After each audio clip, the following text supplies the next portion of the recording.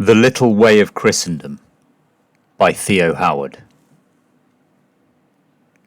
Modernity is inimical to Christian living and the undiluted faith. Gary Potter. The Twilight of Empire. And I will give children to be their princes, and the effeminate shall rule over them. Isaiah chapter 3, verse 4. Depending on circumstance, habitual optimism can be both an American virtue and an American vice. Currently, there is a pervading atmosphere of misplaced political optimism regarding the Trump administration's policies among many Catholics. I say misplaced, not only because of the false hope in liberalism that it assumes and engenders, but because it distracts Catholics from taking advantage of one of the great potential benefits of the Trump administration, an afforded breathing space opportunity to think strategically about long-term Catholic political action. One of the late Bishop Williamson's favourite phrases was, "It's over." As Dr. Alan Phimister has pointed out, the Trump phenomenon is not a herald of recovery, much less a golden age. It is a symptom of terminal decline. Trump has been described as a personality for the elite to sell the diminishment of the American empire to the population in a palatable manner. To understand this inevitable twilight of empire, it is helpful to consider that paradigmatic case of imperial collapse, the fall of the Western Roman Empire, from the crisis of the 3rd century through to the deposition of the last emperor in Rome in 476 AD. This complex decline could be summarized thus: fiscal and demographic implosion with chronic currency debasement and large-scale barbarian inflows. The American empire, and the Occidental nations more broadly, clearly exhibit all four of these major horsemen of civilizational calamity. Firstly, the demographic winter is already too late to reverse before massive architectonic forces are felt throughout the liberal welfare states of the West.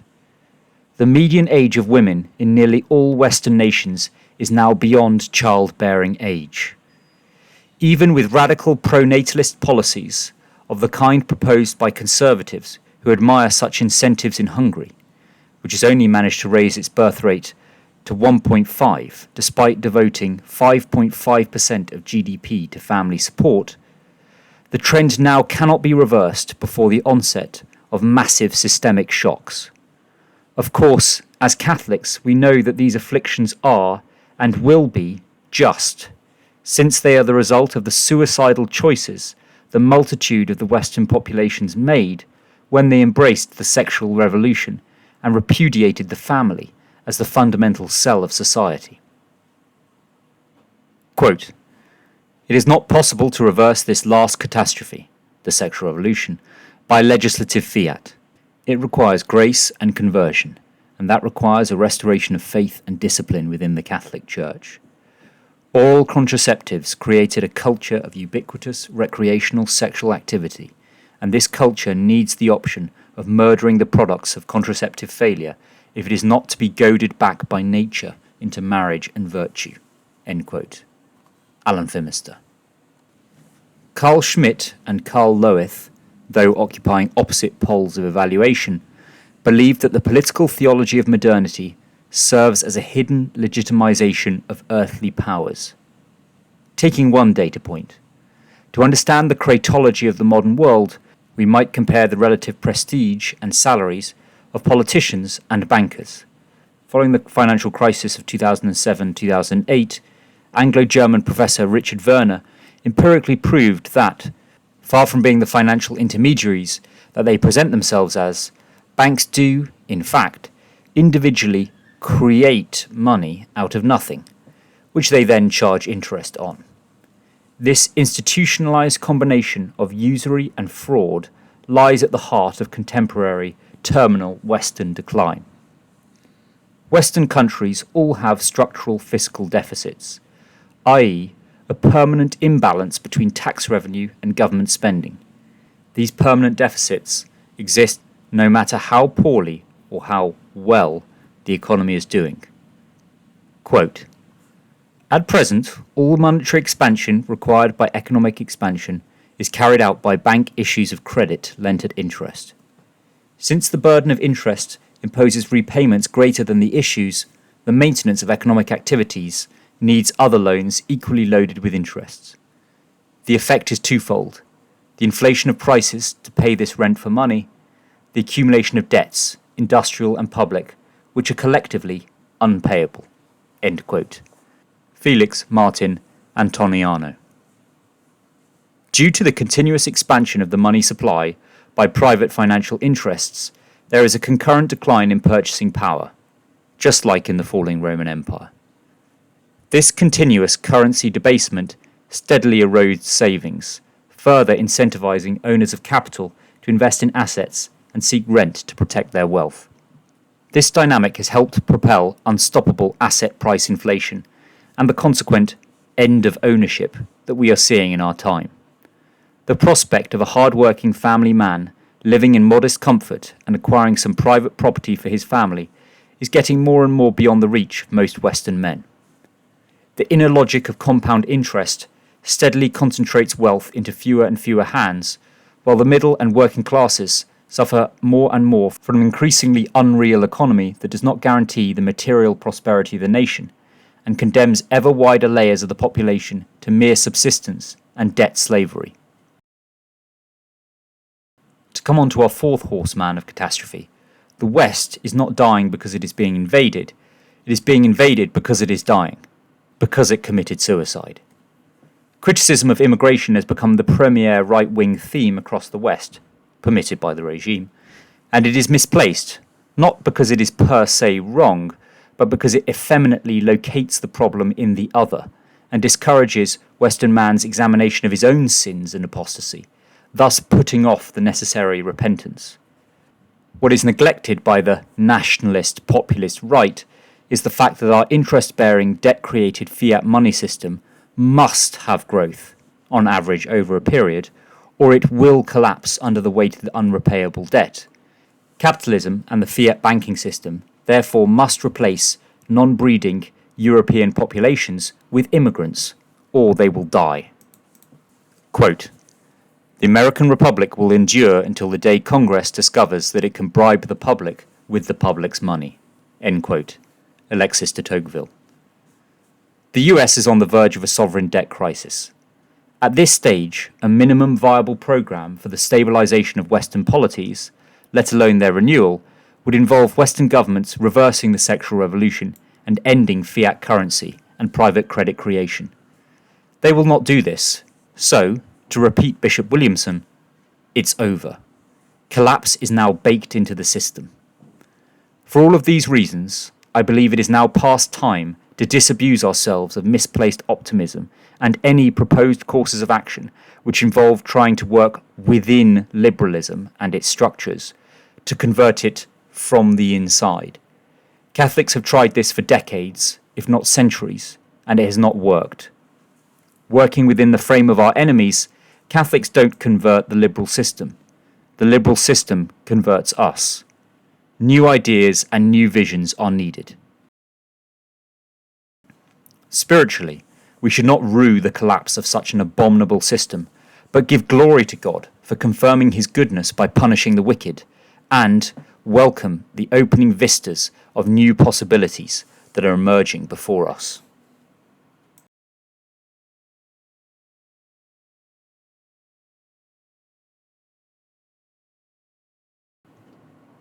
Quote, "To build amidst civilizational collapse is the grand adventure we have been called to." Josu Luis Hernandez. Quote, "The lay genius is for building institutions." Mark Barnes. Intermediary institutions. Besides our Lord's exaltation of the elect at the eschaton, the meek will inherit the earth, also means that those who have faith in God's providence and have children, even in times of great hardship, will inherit the temporal future. Today, one major sign of the very earliest buds of spring is the multiplying number of traditional Catholic families. Despite the worsening travails of the modern economy, more and more families are striving to faithfully follow the Church's teaching, rejecting expectations of bourgeois comfort, embracing a frugal standard of living, homeschooling their children, and trying to keep the mother at home while being entirely open to life. The family is the first institution of Christian civilization, so here we already have the first stones of a new social architecture being laid amid the wider liberal decay all around us. An increasing problem that this revival of integral Catholic family life entails is that many well-remunerated jobs in the secular world are in some way participating in constructing anti-Christendom.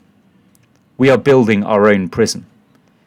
The Judeo-Masonic oligarchs have designed the economy such that the well-paid jobs in such sectors as business, finance, government bureaucracies, and professional services often involve building and maintaining Babylonian structures of sin. The corollary is that it is becoming nearly impossible for a publicly anti-liberal man to attain to senior positions in any organisation, including in many organisations which call themselves Catholic.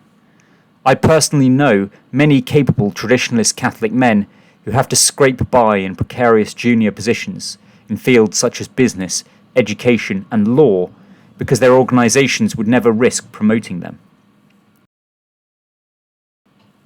The Second Vatican Council was the concordat with the liberal world, where the hierarchy effectively surrendered to this antichrist system, and thus cut the legs out from any Catholic layman who might try to stand against liberalism ever since. Quote, "The successive defeats in the fight against liberalism by the popes led to a baptism of defeat, that is, to a retraction of everything that had been said and the affirmation of the compatibility between liberalism and Catholicism." End quote. Miguel Quesada. Liberalism attempts to dissolve all intermediary institutions so that the atomized and deracinated individual is utterly bare before the almighty state. The Catholic intermediary institutions that once formed a kind of protective framework around Catholic families in non-Catholic states. In some countries, there was an entire Catholic pillar of society, were dissolved on the express orders of the bishops following the council. In Switzerland, the Catholic Conservative Party abandoned its name to become the Democratic Popular Party, and in the canton of Ticino followed the direction of the local bishop in promoting the secularization of the Catholic constitutional status of the canton to becoming a mixed religion polity. This appalling clerical betrayal of the laity was repeated across the world, with Catholic trade unions, political parties, credit unions, orders of chivalry, sodalities and schools, all being forcibly stripped of their explicitly Catholic identity in the name of ecumenism and aggiornamento. Perhaps the most famous American example was the National Legion of Decency, which had been largely successful in keeping a leash on Hollywood immorality for 30 years, to the great benefit of not only American public morals, but those of the entire world, but was neutered and disbanded by the American bishops during the conciliar period. I am therefore interested in exploring ways in which Catholic men can avoid being coerced into working for avaricious institutions that despise us, in jobs that contribute to the construction of the panopticon beast system. Rather, let us look to build parallel institutions in which we invest our time, talent, and treasure, which would give us greater structures of solidarity and resilience against regime hostility and the shockwaves from its eventual collapse. We might not be able to defeat the liberal oligarchy, but we might outlast it if we make very different commitments. What we need to reconstitute a Catholic social order are refounded Catholic lay institutions. Following the ongoing formation of Catholic families, we next need Catholic intermediary institutions, communities, businesses, guilds, commons, craft workshops, sports clubs, almshouses, orders of knighthood, and credit unions. The natural and Christian political social order, with its institutions and intermediary societies, is the most propitious context for all men to direct their lives towards virtue. New technologies like remote working can be leveraged to gradually transition Catholic families from wage-earning households in Babylonian structures to productive domestic economies and local businesses. Learning our lesson from the last 60 years of the church crisis, such projects would also need to be lay-governed, explicitly traditional, anti-liberal, professing the social kingship of Christ, and formally independent from the ecclesiastical structure, thus ensuring they would be protected from being denatured by liberalism and modernism. Reconstituting a Catholic social order. Quote, "No serious restitution of society or the Church can occur without a return to the first principles, yes, but before principles we must return to the ordinary reality which feeds the first principles." End quote. John Senior. Various commentators have remarked how it is incredibly difficult to build anything wholesome and lasting today. Financial and legal concerns are a major first hurdle. Parallel institutions cost money and need some kind of legal defence so as not to be at immediate risk of falling to the first hostile lawfare attempt. This is one area where wealthy Catholics might consider investing. Then, they might consider existing Catholic businesses, like Tridentine breweries, or monastic order, which can grow and employ more men rather than donate to Republican Party or nationalist populist candidates. Of course, this requires a radical change of mentality. Imagine if a wealthy Catholic man bought a few hundred acres, subsidised local housing, and invited young families to come and help till this land as a commons. I venture to suggest that this might have a more fruitful long-term effect than simply continuing to donate to political or pro-life public relations campaigns. The response to aggressive globalism should be radical localism. I concede that there would still be a need for some Catholics to engage in the wider liberal structure, particularly in order to fight important defensive battles, for example, protecting homeschooling rights. The question is where we should devote the preponderance of our efforts. Rod Dreher's Benedict option suffered from many liberal and false ecumenical presuppositions, but it was not without serious insights. However, as Sebastian Morello has pointed out, a Benedict option needs to be led by actual Benedictine monks. Andrew Willard-Jones confirms this in the conclusion to his excellent The Two Cities. Quote, "When the medieval reform came in the 11th century, it did not come first from above. High medieval Christendom was built because the laity founded, purified, and populated thousands of monasteries. The cloisters changed the world. Perhaps then, it is not to the heights of political or ecclesial power that Catholics should be looking for reform, but rather, like the laity of the 11th century, maybe they should be building monasteries for their sons and daughters to populate. Perhaps the Church won't break free from the world's domination until the faithful stop thinking of the Church as merely a little corner of the world and allow themselves to be led not by the powerful, but by the religious, by the meek." End quote. Christendom or martyrdom. "But when they persecute you in this city, flee ye into another. For verily I say unto you, ye shall not have gone over the cities of Israel till the Son of Man be come." Matthew, chapter 10, verse 23.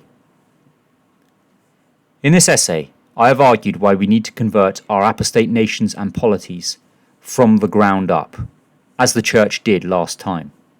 Such a little way of Christendom, or a return to Nazareth, might seem like foolishness to the wise, but perhaps God will look with favour on those lowly servants who put not their trust in princes, rather trusting that he will lift up the lowly from their tribulation.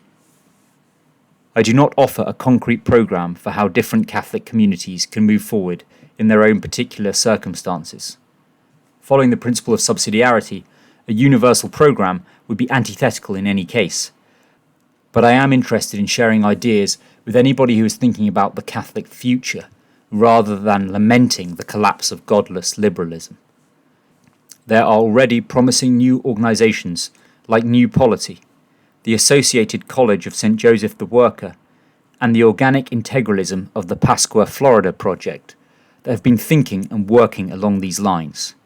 There are also long-established traditionalist institutions like Carlist circles in the Hispanic world. Each of us has a sphere of influence, no matter how limited, through which we can contribute to the future Catholic social order.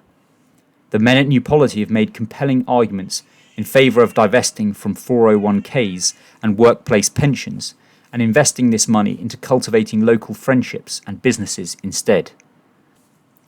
As Miguel Ayuso has taught us, if the political sphere is closed to us, then we focus on the pre-political sphere, which is the cultural sphere. Such efforts should be as local and incarnational as possible. A first step that more and more families are taking is simply to start growing and rearing some of their own food. Much has been written and said about the multitude of benefits from getting one's hands in the soil.